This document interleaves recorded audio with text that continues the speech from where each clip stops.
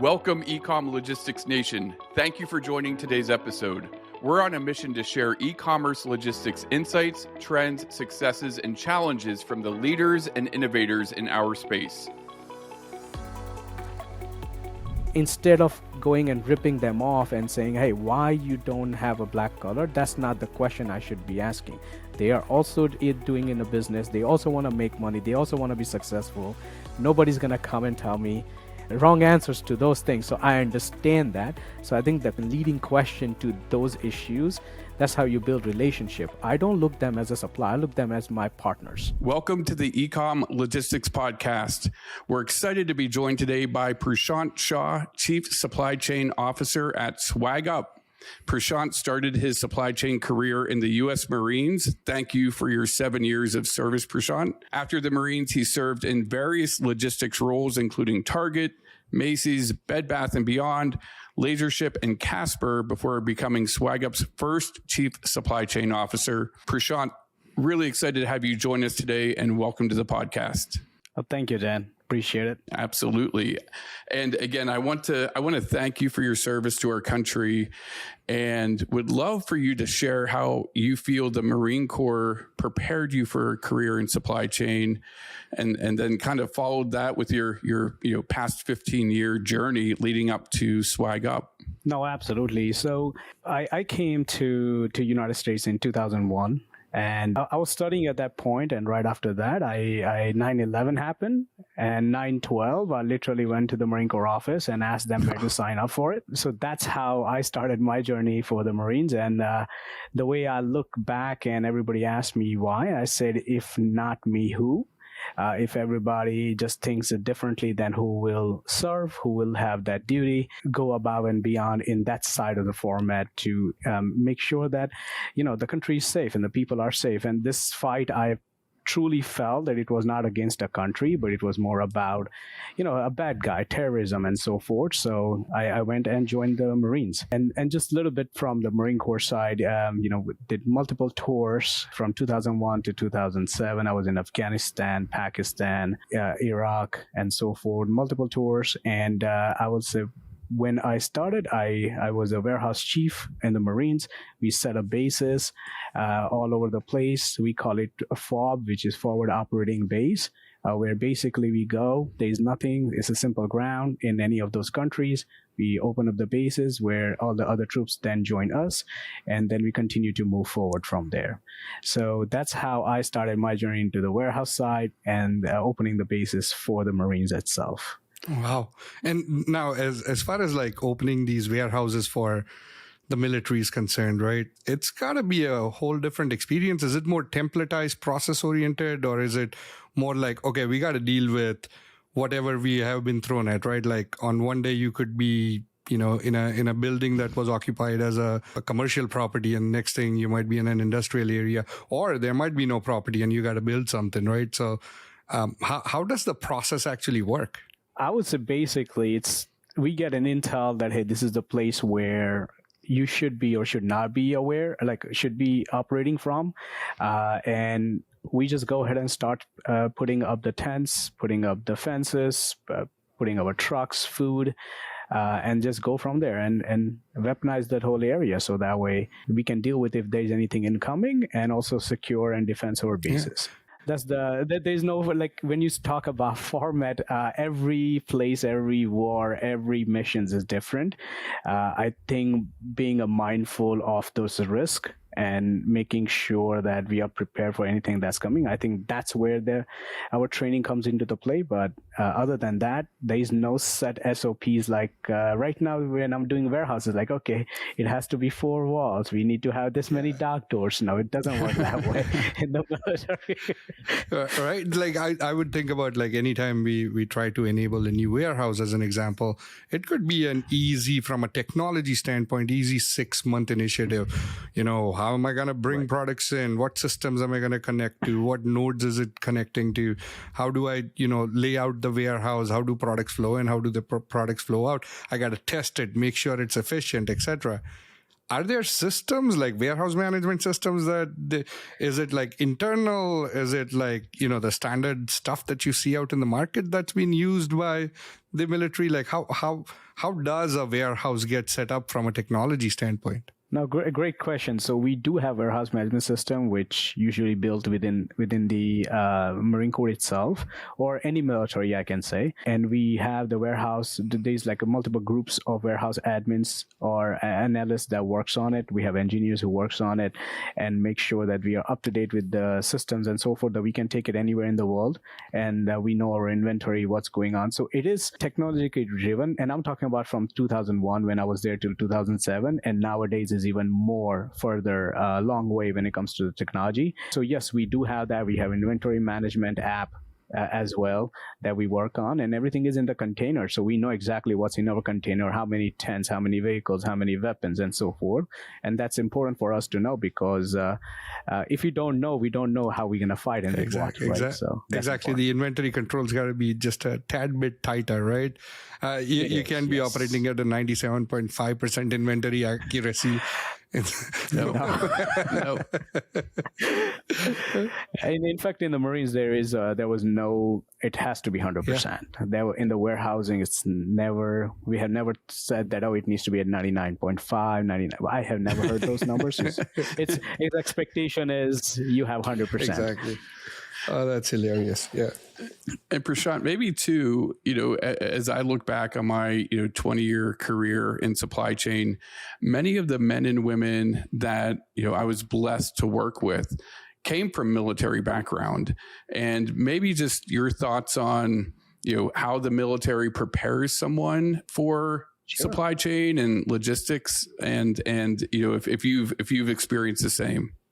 Absolutely. So there are about, I would say, 3 to 4 items, or maybe 5 items that military really prepare for you. Not every single thing, but there are about a few things that really prepare, and especially in the supply chain, which is very time management perspective, is very, very important, right? Like everything has to be from point A to point B on a timely fashion to get to the end user, no matter what. So I would say the first one is communication. In supply chain, there is so many items, so many departments, pillars that needs to be communicated. I think in the military, communication is number one, because it is a life and death situation. You need to know where the enemy is coming from. So that's something we live and breathe about. We want to make sure that our communication is clear, precise communication, and we go from there. So that's something definitely prepare within the supply chain format on the civilian side. And I continue to say civilian side because we are talking about from military to the civilian. The second thing is flexibility.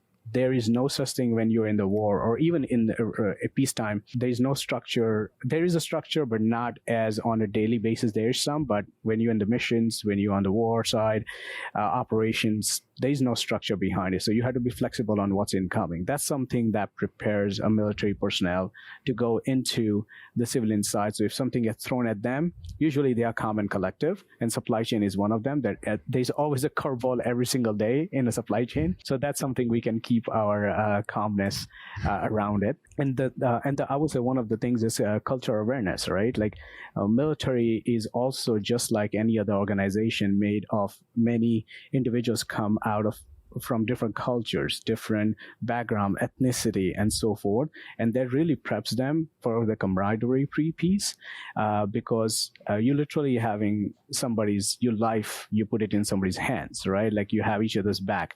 And now to do that, you have to make sure that you understand where that person came from, what their back end story is, their life, what hurdles or risks they came through and everything. So you can start bonding with them, and you have no other choice. You have to bond. So if you start thinking that way, going into any industry or civilian life, it becomes very easy to start bonding with individuals where we take it for granted many times. On the flip side. So those are the things I would say definitely help me to go around it. And I think it's I would say human nature. I would say when it comes to camaraderie, it reflects back, nothing else. I think that's amazing perspective. Really well said. So appreciate that. And, when we look at your civilian experience, you've had a lot of great experience and exposure to a lot of different scenarios. And I think we're going to have fun jumping around a bit of your experience over the past, 10 to 15 years. And I have a lot of curiosity, even though it was one of your shorter experiences, but the time you spent with Casper, and again, Casper, the mattress company that we're all familiar with. And you came into Casper at a time when there was rapid growth. They're really thriving from a top line perspective, but bottom line, EBITDA was an issue, and really probably a turnaround situation for you. And you helped stabilize that situation in fast order. So would love to hear, how did you first assess that situation? And, did you look for the low hanging fruit? Did you look for the big things to swing at? Just would love to understand what your process was. No, absolutely. I think to understand that, I have to take a step back with the laser ship. So when I was out of laser ship, I had a great exit from laser ship, and I was about to go like a 3 to 6 months, just not do anything, just take care of the family, go out with the family and so forth. And I received a call from Casper. They were looking for a supply chain head on their side. They call it a logistic VP, but basically it's the same depending on the title, but it's the same supply chain head. And when I was looking into it, they were still on the cycle where Casper did not came out with those numbers yet officially for anyone to know that their EBITDA is going to be negative again. Right. The growth was showing pretty strong. The revenue numbers were very strong. I did not knew during the interview time frame that the bottom line is taking a hit this tremendously. And when I was talking to the CEO, who I was reporting to in a Casper, he hired me. No one knew at that, I would say most of the people did not knew, and including myself, and I joined. And what I saw in Casper was the brand. I always loved that brand. Their products are amazing. I talked to the engineering team, extremely smart, extremely intelligent, the team, and how they do the business was also very, very nicely done. And they were at the point where I personally went out and bought so many Casper products before even I joined Casper. So I was already in love with their products. So for me, it was a no-brainer on the product side that, okay, if product is good, we should be okay on that part. However, once I joined, it didn't turn out that way financially, at least. And there were a lot of C-level executives left in the same day when they went on the layoff side of it, and then it was sold to private equity. But right in the middle of those 5 months, there were too many low-hanging fruits on the Casper side, where Casper did not own their own facilities. It was mostly done via Flex facility. So I moved everything to Geodis to make sure that they have a better inventory management, inventory control, and hired Geodis as their 3PL partner. They did not have a TMS, so I was involved to get the TMS. TMS was approved and everything while I was there, but it was implemented, final implementation was done right after I left. And it was at that point when I left, I knew that, okay, this is something, I know there's a low-hanging fruit, but this is something what I could do in 5 months. And that's about it. And the culture was shifting tremendously because it was bought up by a private equity. Of course. It was not the same culture. The CEO left. A new CEO came in, which was the president at that point of Casper, which a good leadership team. However, of course, there is a culture shift when somebody else takes over. That comes my next step into the SwagUp. Yeah. And so just on the what was the rationale behind flex facilities versus having more dedicated type of, was it the shaping of the demand curve, the seasonality, what caused to say, okay, let's have flex versus actually have more dedicated space or operate through a 3PL? As per my understanding before I joined was more about demand, but also at the same time they were also right in the middle of COVID. So a lot of manufacturing facilities around the world were also shutting down. And a lot of other facilities were shutting down. So there was not that many 3PLs were working and so forth. So they started opening flex accounts to just make sure that they compensate all the growth. And then when I joined, it was more so about, yes, we went through the peak of COVID, and then it was coming down.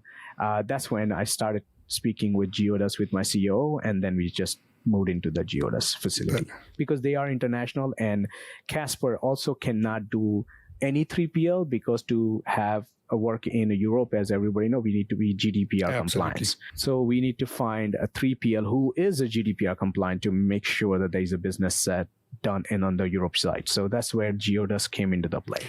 We have a decent amount of experience helping brands, do 3PL selection. So what was that criteria like? Did you just get to like a short list of 3PLs that had the compliance you were looking for? Or did you already have a working relationship with Geodus and had a comfort level? So it was like, hey, how do we do this? No, that was the first time I worked with Geodus. My criteria are mostly about business needs, which is GDPR compliance, the growth initiatives, and also the infrastructure that Geodus has it on their warehouse management system and so forth. It was easier for us to go after, get all the KPI and data information within the ERP system that we were using at that point in Casper. So it was a much faster transition. Plus, it was all also about cost savings too. Geodus was much cheaper for us than Flex because Flex is like a temp, right? Like whenever you have a temp, it's always going to be more. Absolutely. And then you have to get to the steady base of it. Absolutely. So this has nothing to do with Geodus, but I have to imagine it gives you a little heartburn when you see like a 3PL's SLA, after what you had just mentioned about like in the military, everything's 100%. And then you see like, 98.5%, 99%, 99.5%. That probably gives you a little bit of heartburn based off of what you were used to in the military, your military experience. Yes, even after 15 years now out of the military, it still gives me the same. Even my team tells me right now is 98% of it. We can't have that 2%. Right. Yeah. But what I've realized at least, and military's got a military type of budget, right? Versus us executing in warehousing environment. I can speak to it from more than just inventory accuracy, but like system uptime, right? Like people talk about how long the system should be up.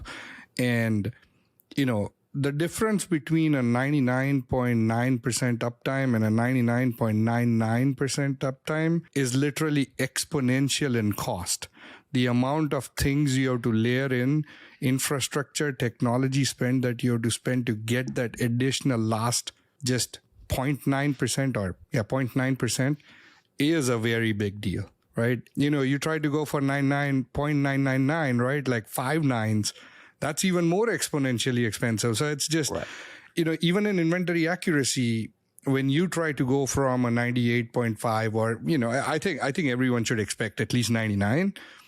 But to go from 99 to 99.9 and 99.99 to 9999, I think one of the challenges you kind of run into is the amount of labor that you have to expend to keep that level of accuracy, right? Like, the amount of scan that you have, the amount of times you are cycle counting your facility, the amount of times, you're visiting locations to be able to, give that level of accuracy. So not a question, but I just feel that that's the reason why we are still at the levels that we are. And I guess it's improving with better systems and better processes.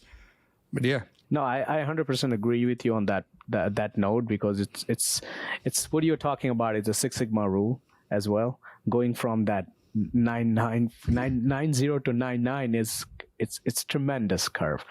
Completely understandable. The one thing that military don't have that we can find it, even though sometimes budget is or isn't the issue, is the personnel, because the type of items that we have, we just can't bring in anyone from anywhere, and that's where the hurdle starts. When I was in Afghanistan, I needed to get to, if we want to go to 99 to 100%, then I will need additional individuals. But who is going to go and volunteer to go to Afghanistan, stay with me for 6 months, right? So we get into the preparation that we need to be 100%. So that way we don't need additional personnel to go after, so they can be used somewhere else if there are any. And that's the mindset, right? Like the mindset is that we don't have anybody. That's all you have. Whatever you see, that's it. That's about it. Makes sense. Makes sense. Well, as I promised, we're going to jump around your career a little bit. So maybe one more step backwards in time before moving forward. You joined LaserShip at a really unique period in their growth curve as well too. And as I was reading, you joined when they were doing about 200 million in sales, and 2 years later, they're $1 billion top line organization. So massive growth in a 24-month time period that you were there. And, you assisted a lot in that, right? I mean, you were part of that leadership team. So you helped fuel the growth, but you also, just like we talked about at Casper, you also helped by managing and reducing a lot of costs as a percentage in some significant spend areas. So, I would love if you could tell us more about that experience and what you learned that might be able to help others that are in organizations that are going through that kind of growth as well. No, absolutely. So when I joined LaserShip, one of the low-hanging fruit for what I saw during the interview session, or as soon as I started, was amount of individuals we were using to do a task. There was almost zero physical automation, so there was no conveyor systems, there was no sortation. The model was that we had 4 hubs and 50 plus at that point branches. So branches are used for the last mile delivery. Hubs were used for first and mid mile deliveries, and the hubs or the branches did not have automation at all. So the one thing that I brought into the company was the automation, getting the right scanners, sortation systems, and so for implementation of those quite a bit of millions of dollars for the company that they have not done in the past. But that's what my role was. When I was getting interviewed, my whole interview was around how I was part in Macy's and Bed Bath and Beyond and so forth in the sortation system and getting this automation going. So they wanted to implement that, but they were looking for the right individual to join the leadership team. And that's how I came into the play and build the full automation for all the hubs and also the high level of branches, which has had the higher volumes going through. And they continue to build that as well as we speak. So that's how we reduce. It was right in the middle of COVID. I joined and COVID happened. That's how I can say. Perfect timing. And perfect timing. And we were going through that COVID issues. So automation came into the play even more importantly for us, because without that, we would not have a growth. We were doing about 50,000 approximately packages on the biggest hub per day. We moved from 50,000 to 500,000 in the same hub by the time 18 months to 2 years was done of my tenureship. Sorry. So first of all, that 50,000 a day was the starting point, and you're saying there was no automation, so it was all manual? All manual. There were tons and tons of temps and employees in the building. Wow. Again, I don't want to come off in a way that I took away all the jobs, but the funny thing is every single employee stayed, and automation is the one took over all the additional work that came in. So it was a win-win situation for the company and the people of the Absolutely. company. I mean, if you go from 50,000 to 500,000, you probably need more people than you had at 50,000, even with automation at that point, right? Yeah. No, absolutely. But automation definitely helps. That's pretty amazing. And then, so, just moving forward on your career, and this is the part that gets me all geeked out and nerded out, right, is SwagUp. Can you maybe give a little bit of like, what is SwagUp? Because I had to do a little bit of research and then figured out, I'm like, okay, how do you disrupt, right? Like everyone's talking about, how do you disrupt an analog industry, right, by digitizing it and in a very unique fashion? And if you want to just give like a 2-minute high level overview of SwagUp, and maybe we can dive into it a little bit. No, absolutely. So the way I tell a story about SwagUp is only 4 to 5 year old company. I would say 5 years was literally built out of the basement. The CEO, he did it in early 20s. He's very young, extremely intelligent entrepreneur. His name is Michael Martocci, and he has done a phenomenal job on the tech side to bring the company up. But the best description I can give you, the company is in a promotional industry side and sell a supply chain as a service. So we build onboarding boxes, event boxes, or backpacks, we call it. And it's a pride thing to us because this is something that brings a smile to people's face. And I have said this many times to other individuals that when I used to work for other companies, people say, okay, if you can make everyone happy, and if you want to, you have to sell ice cream to make everyone happy.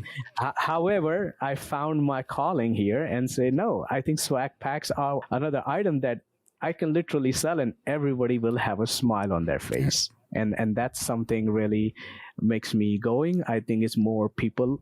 We are emotional, people-oriented in a business. A lot of people say we are in a tech. Yes, we are. But end of the day, we are poking the morale of the company or morale of the people of the company, and that's what Swag does basically. And that's what we are doing. I would say other companies does a very, as you said, very manual way of doing things. We are API integrated. We have tons of suppliers that work directly with us, and all our carriers too. Now we have a full kit, like I have 8 to 9 carriers now working with us on the transportation side. We are sending packs domestically, about 80% going domestically, 20% going international. And a lot of Fortune 500 companies are working with us and a lot of startups are working with us. We have about portfolio of 4,000 companies currently working with us. Wow. Yeah, and so it's a B2B business and something we are evolving and definitely bringing in a way that other companies don't want to do. That's what we are doing, which is supply chain. So when you mentioned supply chain as a service, maybe help define. I know when we had our prep call too, I was really curious about that, because when you think of someone with your military background, with your 15 years of experience in supply chain and a lot of leadership roles, you've seen a lot, you've done a lot. So SwagUp obviously has some pretty big plans. Maybe some you can't talk about, some you can talk about. But I mean, for them to be excited to bring you onto the leadership team. And again, I think as I mentioned in the intro, you are the first chief supply chain officer. So you're defining what this role probably means for them. So, how do you go about defining this role? And, how are you taking on that challenge is kind of like coming in as a first chief supply chain officer? I think it's a two-pronged answer to this. The first is in a startup phase of any companies, the few things I had to be very mindful of being agile, right? Like that's one thing that Fortune 500 companies, they're already established. So everything is mostly more set than a startup phase. We are more customer centric. That's something, a good learning that even though I have 15 years of experience, it's still something new to me at the same time, going from private equity to now to startup and so forth, and being resourceful and transparency, right? Like those two things also work hand to hand with us. So that's one side of the item, and the second side on the supply chain side, yes, I'm keeping an eye on a day to day, but at the same time, I want to keep an eye on a 3 or 5 year plans for us. And in startup, it's very hard to do 3 year plans and 4 year plans and 5 year plans. But I said, if we don't have those dreams, you will never achieve those dreams, right? So I'm creating and I'm trying to make sure those dreams are up there so that when time comes, we only need to execute and not strategize. That's one less thing to do at that point. And that's how I'm defining the supply chain for the company itself. And yes, we do have a few plans going into next 12 months for sure. And that's something we wanna, when somebody thinks about promotional industry, somebody thinks about swag, they think about us. And that's the game plan here. Amazing. As you're kind of building out that plan, you're probably looking at different technology, different automation. You've been in the space for quite some time. So we just love your perspective on what are you seeing out in the market that excites you? What are the real opportunities that maybe you or others you would recommend take a look at? Absolutely. So the first thing in supply chain, I was looking at more on the procurement side as well. And what we figured out that if you're looking at vendor management system, We don't have a vendor management system as we speak. We are building in-house now because we didn't find anything that is curated to our business style, because ours is completely different. Most of the promotional industry companies, they have a very tech heavy, but they don't have a supply chain side. They don't have warehousing. They don't work with the customer to house their product in the warehouse as well, which we do. So a customer can order 100 packs from us, and we can put 50 for months and years to come. They pay us a small amount of fees, and as they onboard individuals or as their needs are, we can start shipping them on a parcel side. We just ship to their leaders or their new employees or any of their customers. They want to send it out to whoever it is, and we just send it out for them. So now they don't have to worry about picking, packing, prepping, shipping. We do everything for them, and they don't have to worry about. They can continue to work on their business side and go from there. So when we are looking at all that, we were looking into vendor management system that can help us to curate that, and we were not able to find something right away. So we decided to build our own, and we are in right now building it, that will help us and assist us to grow more in the future. And then we wanted to make sure that implements with our WMS and ERP system in the future and grow from there. So that's where I would say it's challenging, because there's one or two companies out there probably that do parts of it, but not exactly what SwagUp does. And the customers also we have, it is very hard to go and say, okay, let's look at them and learn from them. And other companies, we don't have that either. So we are literally building the path for a lot of other companies following from now to forever. Absolutely. And I mean, the business, as I look into it, right, you have, you can go build your own kit. You're down to the color, the swatch of the color that you want to utilize for Yeti cup or, a t-shirt or whatever, right?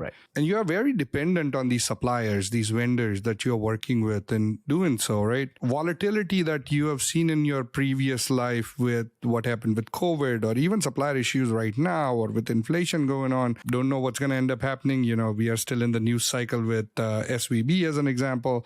There is a whole bunch that's going on. How do you view supply chain resilience, right? Like, how do you build, that resilient supply chain to be able to counteract whatever might come based on all your experiences, right?